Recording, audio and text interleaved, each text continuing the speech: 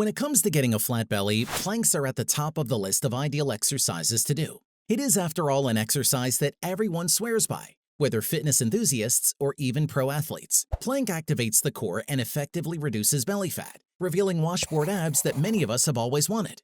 You already know how to do the most basic plank, right? For best results, trainers suggest doing other variations of planking such as incline plank. Keep watching to know what to do for each variation. Before we move on, a like would be awesome. Number 1. Incline plank. The incline plank is an easier variation of the plank, most ideal for beginners. This variation can also be done with your forearms or palms resting on a step or bench. How to do it. Put your forearms or palms on a flat, elevated surface while keeping your elbows directly under your shoulders. Next, walk your feet back until your body forms a straight line on a diagonal. Now, pull your abs in, tucking your tailbone slightly and actively pressing into your forearms or palms. Hold this position for at least 30 seconds. Number 2. Plank with arm lift.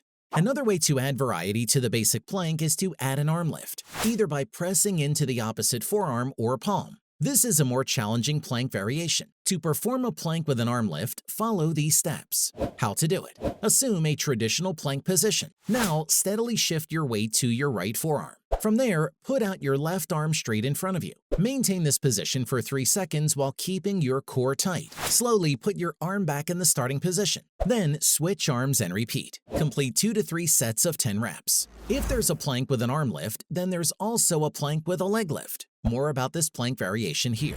Number 3. Plank with leg lift. When performing a leg lift, you must be in a plank position with your forearms and toes on the floor. You may also perform the movements on your hands instead of your forearms to make it less challenging.